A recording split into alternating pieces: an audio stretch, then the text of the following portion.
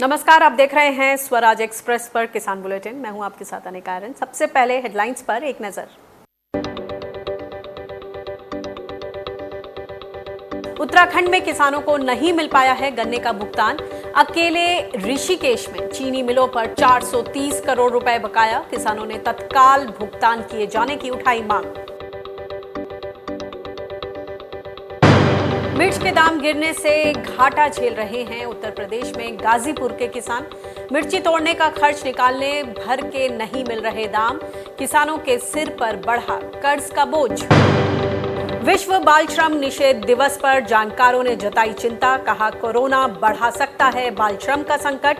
शहरों से गांव लौटे बच्चों की मैपिंग और मॉनिटरिंग की जरूरत। सतर्क रहे भारत। उत्तर प्रदेश के गोंडा में खुली शिक्षा विभाग के संजीदगी की पोल। बच्चों की छुट्टी के बीच स्कूल को बना डाला गौशाला। एक दूसरे पर आरोप मढ़ने में जुटे अधिकारी।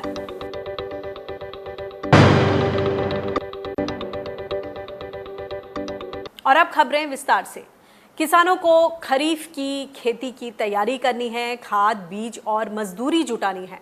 इन सब के लिए पैसे चाहिए, लेकिन इस बार गन्ना किसानों के हाथ खाली हैं। उत्तर प्रदेश ही नहीं, उत्तराखंड में किसानों को गन्ने का अपना पैसा नहीं मिल पाया है। अकेले ऋषिकेश में किसानों का चीनी मिलों पर पिछले और इस साल को मिलाकर लगभग 430 करोड़ रुपए बकाया है। इससे परेशान किसानों ने उत्तराखंड किसान मोर्चा की अगुवाई में एसडीएम लक्सर को मुख्यमंत्री के नाम मांग पत्र सौंपा। किसानों का यहां की लक्सर चीनी मिल पर 220 करोड़, उत्तम शुगर मिल पर 124 करोड़ और इकबालपुर चीनी मिल पर 70 करोड़ रुपए बकाया है। किसानों ने मुख्यमंत्री से तत्काल बकाया भुगतान कराने की मांग की है। लगभग 430 करोड़ रुपए है जो किसानों को बकाया, गन्ने का भुगतान बकाया है। उसमें लगभग 220 करोड़ रुपए सबसे ज़्यादा लक्सर मिल पर बकाया। तो हमारी मांग है सरकार से कि इसका भुगतान जल्द से जल्द किया जाए। ज्ञापन को डीएम साहब के स्तर से इसमें माननीय मुख्यमंत्री को भेजा जाएगा और जो यहाँ की फिट स्तर की जो भी चीज़ें हैं वो हम लोग के स्तर से उसको इमीडिएटली सॉर्ट आउट किया जाएगा। पंजाब सरकार ने मजदूरों की कमी से निपटने के लिए धान की डायरेक्ट सीडिंग से लेकर मशीनों से रोपाई को बढ़ावा देने के कदम उठाए हैं, लेकिन किसानों को मजदूरों की किल्लत का सामना करना पड़ रहा है। इस बार लॉकडाउन के चलते दूसरे राज्यों से मजदूर आ नहीं पाए हैं। इसके अलावा जो मजदूर यहां पर पहले से थे वो भी अपने अपने घर चले गए। इस बीच कुछ जिलों में किसान यूपी, बिहार में बसें भेजकर मजदूरों को बुला रहे हैं। फिलहाल मजदूरों की किल्लत के चलते धान रोपाई की मजदूरी दर बढ़ गई है। पहले प्रति एकड़ 2200 रुपए लगते थे, जो अब 6000 रुपए प्रति एकड़ हो गए हैं। किसानों का कहना है कि इससे धान की खेती की लागत तो बढ़ी है, लेकिन सरकार ने इस बार धान की एमएसपी में महज 53 रुपए प्रति क्विंटल की ही बढ़ोतरी की है। 3.5 एकड़ अपने ये हाथ से भैया तो लगवा रहे हैं जी। मजदूरां दी कमी आ, कमी करके थोड़ा है तो औखा ही काम। बंदे घट मिल रहे हैं जी। कितने पैसे मांग रहे हैं? ये 6-6 रुपये एकड़ का मांग रहे हैं। लॉकडाउन के चलते साग सब्जियों की खेती करने वाले किसानों को भारी नुकसान उठाना पड़ा है। सरकार ने इनकी मदद के लिए मई में ही ऑपरेशन ग्रीन योजना को विस्तार देने का ऐलान कर दिया था, लेकिन क्या किसानों तक इस योजना का कोई फायदा पहुंच पाया है? इस सवाल का जवाब पाने के लिए देखिए उत्तर प्रदेश के गाजीपुर से ये रिपोर्ट, जहां उगाई जाने वाली मिर्च लंदन और संयुक्त अरब अमीरात तक जाती है।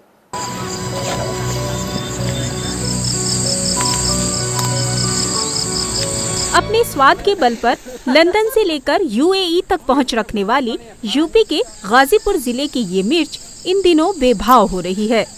कोरोना संकट और लॉकडाउन के चलते मांग में गिरावट आई है।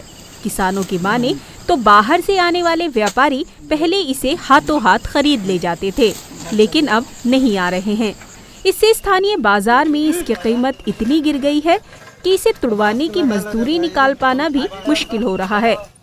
इस समय हालात ये है मिर्चा की कि मजदूरी तक भी नहीं आ रही है। मजदूरों की मजदूरी 150 रुपया है और मिर्चा बिक रहा है 600, 700, 800। मंडी में व्यापारी आढ़त वाले आते हैं, वही रेट खोलते हैं। हर साल तो मतलब कुछ ना कुछ मुनाफा की खेती होती थी, लेकिन इस साल लॉकडाउन की वजह से बहुत घाटा हो रहा है। मंडी में ले जाने पर ये 700-800 रुपये प्रति कुंटल के हिसाब से बिक्री हो रही है इसकी। और 4 मजदूर लगाएंगे तो ये मुश्किल से 1 कुंटल मिर्चा ये लोग तोड़ेंगी। इन लोगों का 150 रुपया मजदूरी हो गया है। अब हम लोग तो क्या करें, बहुत परेशान हैं। ऐसे हालात में उन किसानों की हालत ज्यादा खराब है जो जमीन को लीज पर लेकर खेती करते हैं। ऐसे ही एक किसान गजाधर राम ने बताया कि वो सालाना 20,000 रुपए प्रति बीघा के हिसाब से खेती को किराए पर लेकर मिर्च की खेती करते हैं, लेकिन इस बार मिर्च के भाव तो खराब हैं ही, वो बिक भी नहीं पा रही है। इससे अकेले किसानों को ही नहीं बल्कि मिर्च तोड़ने वाले मजदूरों को भी नुकसान उठाना पड़ रहा है। 20,000 रुपया बीघा के 1 साल खातिर खेत ले जा। ए साल तो ऊ हाल भइल बा कि हमहन का मरीचा कौड़ी का 3 हो गई, यही में देखी लाल हो गई। सरकार ए पर नहीं ध्यान देत कि आखिर इतना लागत लगा के ऊ खेती कैला किसान और ऊ कहाँ खाए जाइ। एकरा बारे में तो कोई सरकार का सोच ही वाला नहीं खे। हम बहुत गरीबी हम बन जा भैया, हमने का बहुत 150 मजदूरी बा, खैला बिना कोई कोई टूटता कोई नहीं के टूटत, हमने का बहुत खैला बिना मरतन जा। लॉकडाउन में नुकसान उठाने वाले किसानों को राहत देने के लिए केंद्र सरकार ने मई में ही टमाटर, प्याज और आलू यानी टॉप के लिए पहले से लागू ऑपरेशन ग्रीन योजना को बाकी फल सब्जियों के लिए विस्तार देने का ऐलान किया था। इसके तहत फल सब्जियों के भाव औसत मूल्य या बीते साल के मुकाबले 15% से ज्यादा नीचे आने पर इनके स्टोरेज और ट्रांसपोर्टेशन पर 50% की सब्सिडी दी जानी है, लेकिन अभी तक इसकी गाइडलाइन ही नहीं आ पाई है। उत्तर प्रदेश के गाजीपुर से अमितेश सिंह के साथ ब्यूरो रिपोर्ट, स्वराज एक्सप्रेस। इस बीच केंद्र सरकार ने फल सब्जियों के थोक भाव में गिरावट होने पर स्टोरेज और ट्रांसपोर्टेशन के लिए 50% सब्सिडी देने की गाइडलाइंस को बहुत जल्द जारी करने की बात कही है। ये सब्सिडी सड़क, रेल और हवाई तीनों परिवहनों के लिए दी जाएगी। इससे लॉकडाउन में नुकसान उठाने वाले किसानों को या फिर बात करें किसान उत्पादक संगठनों यानी FPOs और कंपनियों को राहत मिलने की उम्मीद है। लेकिन ये सब्सिडी टॉप योजना का ही विस्तार है। इसका अनुभव बहुत अच्छा नहीं रहा है। क्या इसे लागू किया गया तो वाकई किसानों को मदद मिल पाएगी? क्या जो घाटा हुआ है उसकी भरपाई हो पाएगी? क्रेडिट स्विस की एक रिपोर्ट के अनुसार जो पेरिशेबल प्रोडक्ट्स हैं उनमें 20,000 करोड़ रुपए का नुकसान, और हम रोज़ ही देख रहे हैं अमूमन जिस तरह की तस्वीरें आ रही हैं खेतों से। खेत में जो साग सब्जी हैं, जो जल्दी ख़राब होने वाली चीज़ें हैं वो खेतों में सड़ रही हैं, और अभी भी ट्रांसपोर्ट की सप्लाई की जो स्थिति जो बहाल होनी चाहिए वो उस तरीके से नहीं बहाल हुई है। और ज़्यादा जानकारी लेते हैं, हमारे साथ हैं पुष्पेंद्र चौधरी, किसान नेता। पुष्पेंद्र जी, किसान बुलेटिन में आपका स्वागत है। सबसे पहले ये बताएं कि जो ये दिक्कत सामने आ रही है साग सब्जी को लेकर, सरकार ने भी बोला कि ट्रांसपोर्ट और स्टोरेज की सब्सिडी देंगे अगर जो भाव है वो 15% से ज्यादा लुढ़क गए। स्थिति तो काफी खराब है ग्राउंड पर, फिर भी कहीं इस सब्सिडी स्कीम का अता पता नहीं। क्या कहेंगे आप? देखिए, वास्तव में मैं आपको बताऊं, सारी सब्जियों के भाव आज की तारीख में 15% नहीं 70-80% गिर चुके हैं, और कहीं कहीं तो भाव छोड़ो, लागत भी मिलनी जो है किसान को मुश्किल हो गई है। ऐसी स्थिति में तो इनको आकलन करना चाहिए था कि टोटल नुकसान कितने का हुआ है, उसका कम से कम आधा तो किसान को दे देते, उसकी लागत तो कम से कम निकालने का बंदोबस्त कर देते।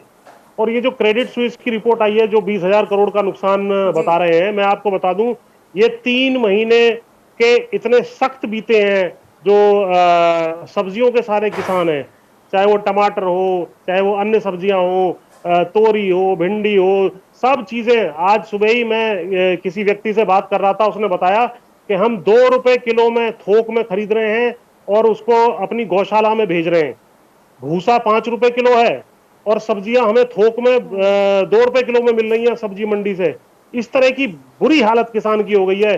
खेतों में से तोड़ने तक के लिए, उसे जो है बाजार तक ले जाने तक के लिए जो है उसके पास कोई ना पैसा है और ना ही बाजार में ले जाए, यदि तोड़ करके खर्च करके पैसा, तो उसको कोई कीमत मिलने वाली है। इतना बुरा हाल है।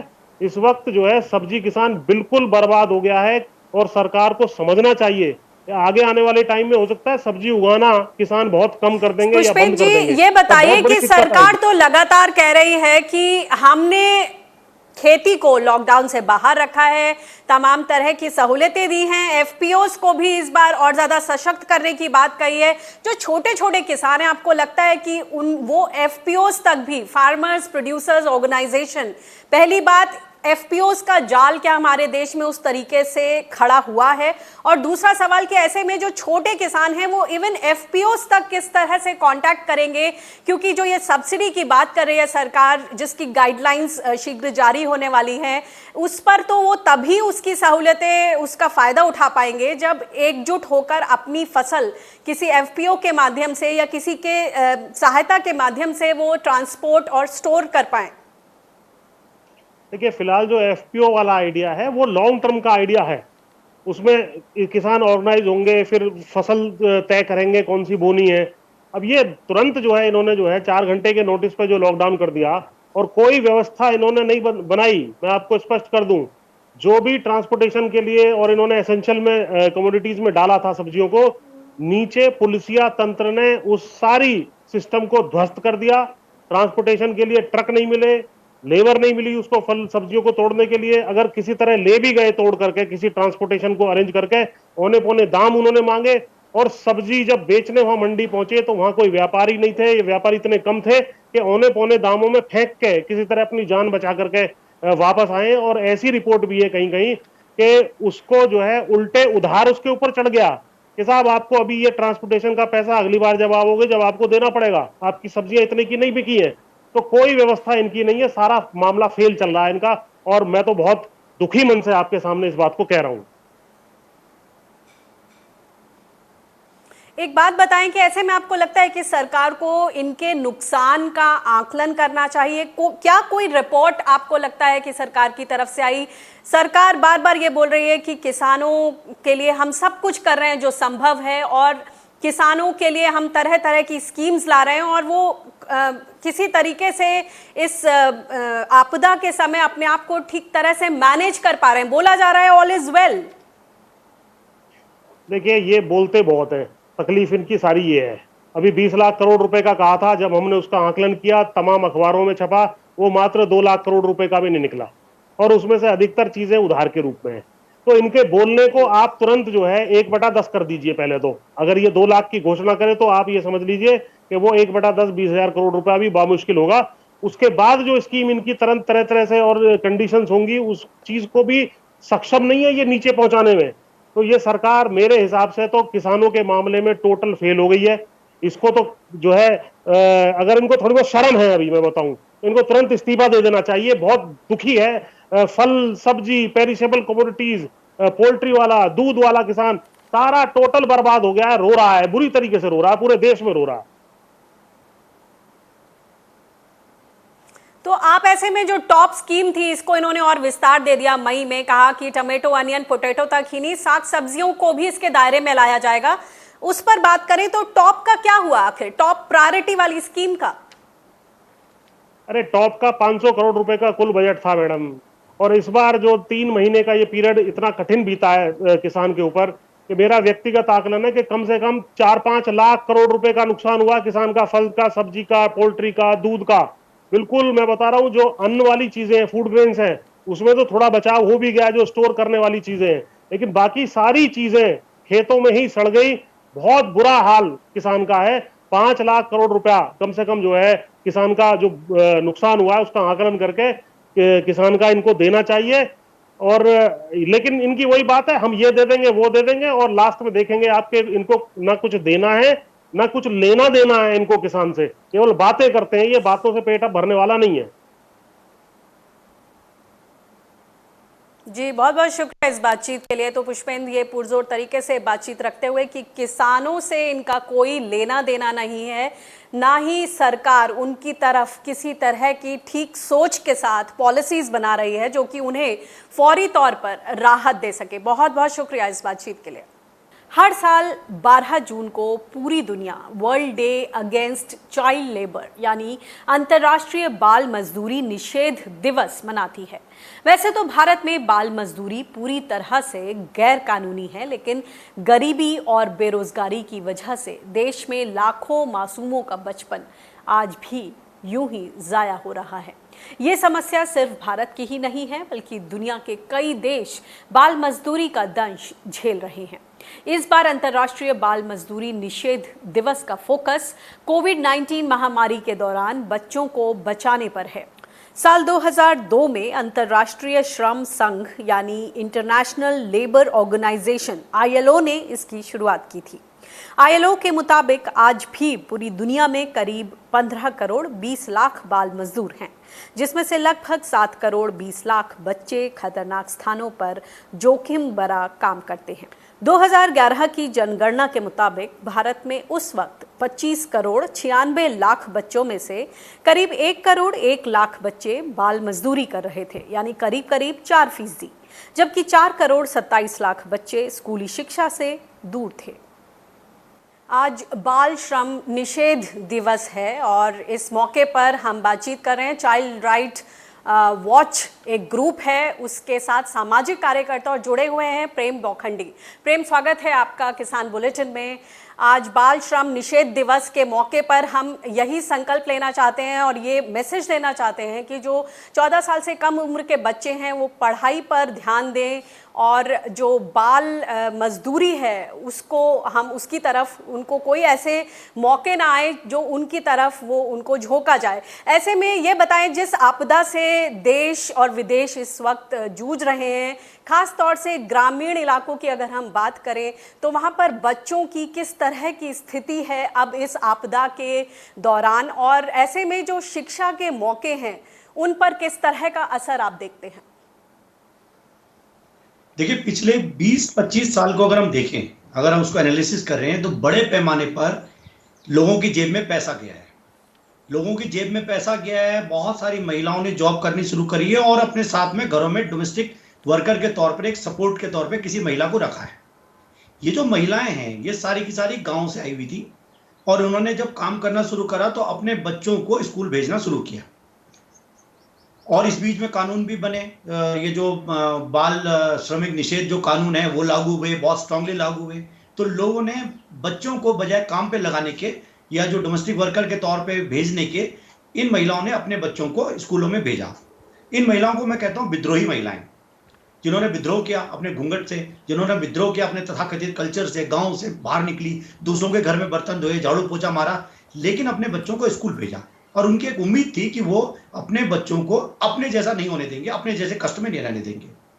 अगर हम पिछले 2-2.5 महीने के अंदर देखें तो ये सारी महिलाएं हैं, ये सारे लोग शहर छोड़कर वापस अपने गांव की तरफ चले गए, यानी कि वहीं चले गए जहां से ये बाहर कर आए थे। वहां पर क्या स्थिति है? जातिवाद है, छुआछूत है, वहां पर शायद उतनी सिक्योरिटी नहीं है। वहां पर जो ग्रामीण अर्थव्यवस्था की एक बड़ी दिक्कत क्या होती है कि वहां पर हर व्यक्ति के लिए कुछ ना कुछ काम है। अगर बड़ी बच्ची है तो उसका काम है छोटे भाई बहनों को देखना, क्योंकि माँ बाप दोनों काम पर चले जाएंगे, जो कि शहरी व्यवस्था में थोड़ा सा डिफरेंट है। अब उन स्थिति में अब आप ये सोच लीजिए, क्या उम्मीद कर रहे हैं कि जो बच्चियां पिछले 20 साल के अंदर स्कूल गई थी, क्या वो दोबारा स्कूल जा पाएंगी? मुझे तो ऐसा नहीं लग रहा।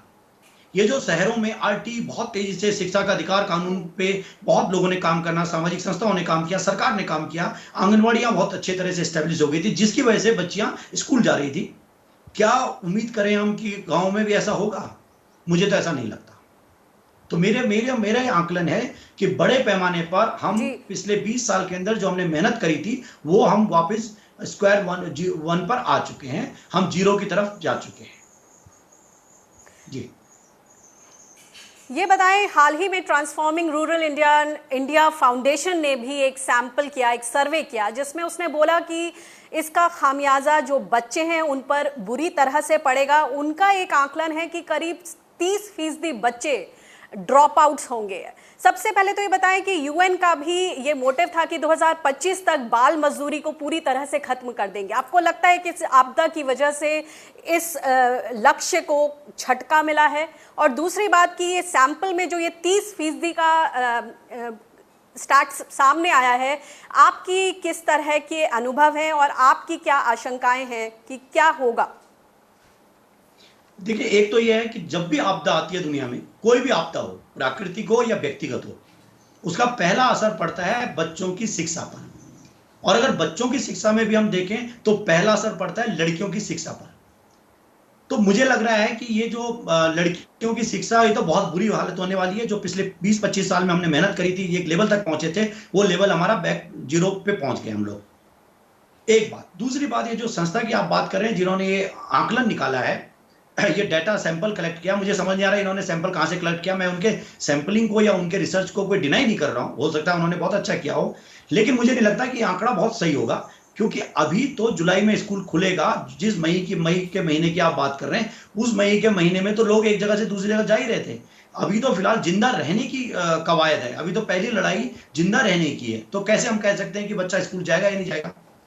ये पता चलेगा हमें जुलाई और अगस्त के बाद में, जब हम देखेंगे स्कूल खुलेंगे, और स्कूल खुलने के बाद कितने बच्चे स्कूल आते हैं, वो तब आकलन होगा कि कितना ड्रॉप आउट हुआ है, तब हम एक्चुअल फिगर निकाल पाएंगे। फिलहाल मुझे इस फिगर के ऊपर बहुत ज्यादा, मतलब मैं किसी के दूसरे के रिसर्च पे उसको कमेंट नहीं करना चाहूंगा, लेकिन मुझे इस पर शक है कि ये कलेक्ट कैसे किया। फिर भी स्थिति ये बनी हुई है ग्राउंड पर कि लोगों के रोजगार चले गए हैं, खासतौर से जो लोग शहर से गांव की तरफ आ गए हैं, उनके पास कोई रोजगार नहीं है, दिहाड़ी का कोई साधन नहीं है, कुछ थोड़ी बहुत योजनाएं हैं सरकारी, लेकिन एक अनार 100 बीमार वाली स्थिति है।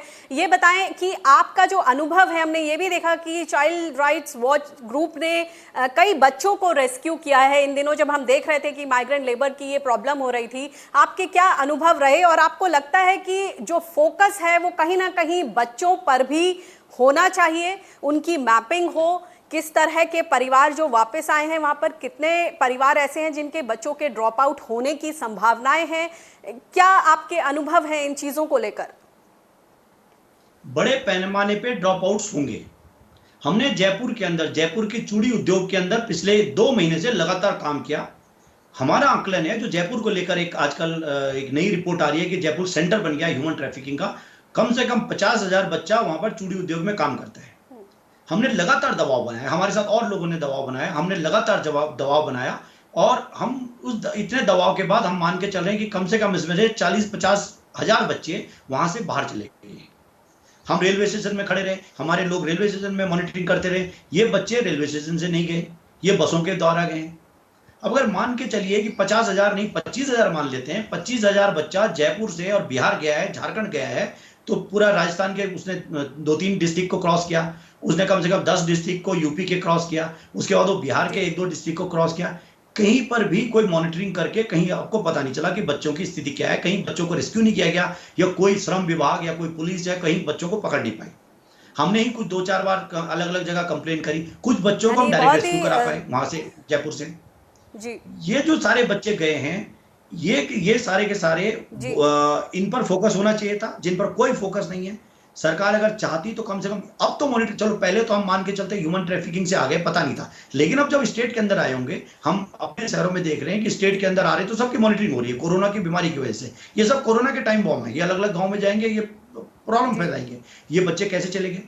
इसका मतलब कहीं ना कहीं फोकस हमने लूज किया है, हम बच्चों पे फोकस नहीं रख पाए, जबकि हम पिछले 2 महीने से लगातार कह रहे हैं कि हमारा फोकस बच्चों पे भी होना चाहिए। जी जी, तो ये बताएं कि अब जगह जगह राज्य में जहां श्रमिक अपने अपने गांव, अपने अपने इलाकों में लौट गए हैं, वहां पर मैपिंग की जा रही है, स्किल सेट्स की मैपिंग हो रही है। क्या आपको लगता है कि अभी भी अगर हम फोकस करें तो हम ठीक तरह से आकलन कर सकते हैं परिवारों का, बच्चों का, और आगे की एक फॉरवर्ड प्लानिंग वहां कर सकते हैं? ऑफ कोर्स कर सकते हैं, लेकिन अभी फोकस तो आया नहीं है। अगर मैं उत्तराखंड की बात करूं तो उत्तराखंड में टीचर्स की ड्यूटी कोविड के सेंटर पेशेंट्स को देखभाल के लिए चौकीदार के तौर पे लगा दी गई है। टीचर का काम कुछ और होना चाहिए था, उनको कोविड के जिम्मेवारी लगा दी गई। आज की डेट में सर्व शिक्षा अभियान के तहत या जो अब नया एक समग्र शिक्षा अभियान बन गया है उसकी हम बात करें, शिक्षा के अधिकार कानून के तहत बात करें, तो जो उसका सिस्टम है उस सिस्टम की जिम्मेवारी होनी चाहिए थी कि जिस अलग अलग स्कूलों के आसपास जो स्कूल है उसके आसपास का जो उनका वाटरशेड एरिया है उस एरिया में वो मैपिंग करते, पता करते कितने बच्चे आए हैं, कौन बच्चे हैं जिनकी संभावनाएं हैं छूट जाएंगी स्कूल। वो बच्चे जो अलग अलग स्कूलों में पढ़ते थे, जिनको मैं कहता हूँ टाई वाले स्कूल, 150 रुपए जिनकी फीस होती है, भाई सरकारी स्कूल में तो फीस नहीं है, ये तय है। तो जब हम मान के चल रहे हैं कि जो छोटे छोटे मोटे स्कूलों में पढ़ रहे हैं उन बच्चों की स्कूल छूटेंगे ना, क्योंकि माँ बाप के पास पैसे नहीं है। लेकिन अगर सरकार मैपिंग करे, सरकार चाहे माँ बाप को कन्विंस करे, समझाने की कोशिश करे, तो इन सारे बच्चों को शिक्षा का अधिकार के तहत सरकारी स्कूल में एडमिशन कराया जा सकता है। शिक्षा के अधिकार कानून की एक बड़ी खासियत यह है कि कोई ट्रांसफर सर्टिफिकेट नहीं चाहिए। शिक्षा के अधिकार कानून की सबसे बड़ी खासियत यह है कि कोई आपका टेस्ट नहीं होगा, बच्चे के एप्रोप्रिएट एज के हिसाब से उसको उस क्लास में एडमिशन मिल जाएगा। 14 साल तक के बच्चे, 14 साल से ऊपर वाले बच्चे के लिए कुछ सर्टिफिकेट की जरूरत होती है, लेकिन 14 साल तक का बच्चा तो हो जाएगा। लेकिन मैपिंग कर कौन रहा है? टीचर्स की ड्यूटी तो ऐसे कामों में लगाई जा रही है जो उनको नहीं करना चाहिए था। तो एक तो ये बड़ा मामला है। अभी भी अगर कोशिश करें, सरकार पूरी तरह से जिम्मेवारी हाथ में ले ले, सरकार समग्र शिक्षा अभियान को इसी काम में लगा दे, मास्टरों की ड्यूटी, टीचर्स की ड्यूटी इस पर लगा दे कि वो मैपिंग करें उनके स्कूल के अंदर। क्योंकि एक और मैं बात बताऊं, लोग कह रहे हैं कि प्राइवेट स्कूल, जो कई लोगों का मानना है कि सरकारी स्कूल में बच्चे नहीं है इसलिए पढ़ाई नहीं होती है। मैं कहता हूं कि सरकारी स्कूल में पढ़ाई इसलिए नहीं होती क्योंकि बच्चे नहीं है। एक टीचर को पढ़ाने के लिए तो बच्चे चाहिए ना, भाई 10, 20, 25 बच्चे हों तो उसको मजा भी आएगा पढ़ाने में। अब बच्चे ही 3 हैं, बच्चे ही 4 हैं, और 4 भी कौन से वाले बच्चे हैं जो मतलब कहीं स्कूल के लायक नहीं थे, वो यहाँ आ गए। तो एक बार संख्या बढ़ेगी तो क्वालिटी भी बढ़ेगी। एक तो प्रश्न ये है। दूसरा प्रश्न है जो कई लोग आजकल उत्तराखंड में एक बड़ा बहुत बहुत शुक्रिया इस बातचीत के लिए, इस इनसाइट के लिए प्रेम। और हम कोशिश करते हैं कि ये जो पॉइंट्स इन्होंने सामने रखे हैं उन पर सरकार फौरी तौर पर काम करेगी, उस पर ध्यान देगी। धन्यवाद। लॉकडाउन में स्कूल, कॉलेज सब बंद हैं, लेकिन क्या आप अंदाज़ा लगा सकते हैं कि बंद पड़े स्कूल्स किस हालत में होंगे? अगर नहीं तो दूर दराज के गांव में सरकारी स्कूलों की हालत का कुछ अनुमान इस रिपोर्ट से आप लगा सकते हैं। देखिए ये रिपोर्ट। बरामदे में गौवंश, कमरों में गौवंश।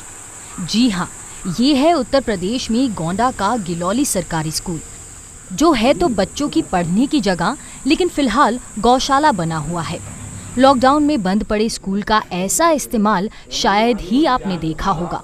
स्कूल पूरी तरह गौशाला बन गया है और इसकी गवाही जगह जगह गड़े खूंटे, बिखरा चारा और गोबर दे रहा है। अब स्कूल को गौशाला बनाने वाले शख्स का जवाब भी सुन लीजिए। गौशाला का निर्माण सर हो रहा है, पहले था सर तो टूट चुका था सर, तो गौशाला का निर्माण हो रहा है सर। खुले में कहा उनको बांधें तो सर हमने यहीं पे लाकर बांध दिया था सर। ये स्कूल है प्राइमरी का सर। वैसे तो स्कूलों की देखभाल की जिम्मेदारी जिला बेसिक शिक्षा अधिकारी के पास है, लेकिन जब ये मामला उनके सामने रखा गया तो वे स्कूल प्रशासन पर ही दोष मढ़ते दिखाई दिए। ये प्रकरण गंभीर है, जबकि इसमें 1 सप्ताह पहले ही आदेश कर दिया गया कि समस्त प्रधानाध्यापक अपने अपने विद्यालयों में उपस्थित होकर के कुछ कार्य जैसे यूडाइस के कार्य दिए गए हैं, विकलांग बच्चों के एडमिशन के संबंध में, उनके सर्वे के संबंध में कार्य दिए गए हैं, समर्थ ऐप को लोड करने के लिए, दीक्षा ऐप के संबंध में कार्य दिए गए हैं। इसके लिए प्रत्येक प्रधानाध्यापक को विद्यालय में उपस्थित होना है। इससे यह स्पष्ट हो गया कि वो विद्यालय भी नहीं खुल रहा है, न कोई वहाँ शिक्षक उपस्थित हो रहा है, तो निश्चित रूप से उनके ऊपर भी कार्रवाई की जाएगी। कोरोना का संक्रमण ना फैले, इसके लिए स्कूलों में बच्चों की छुट्टी चल रही है, लेकिन गोंडा के इस स्कूल का हाल साफ साफ बता रहा है कि यहाँ सिर्फ बच्चे ही नहीं बल्कि पूरा शिक्षा विभाग ही छुट्टियां मना रहा है। उत्तर प्रदेश की गोंडा से राजू मौर्य के साथ ब्यूरो रिपोर्ट, स्वराज एक्सप्रेस। और इसी के साथ किसान बुलेटिन में फिलहाल इतना ही। देश दुनिया की ताज़ा तरीन खबरों के लिए आप देखते रहिए स्वराज एक्सप्रेस। मुझे दीजिए इजाजत, नमस्कार।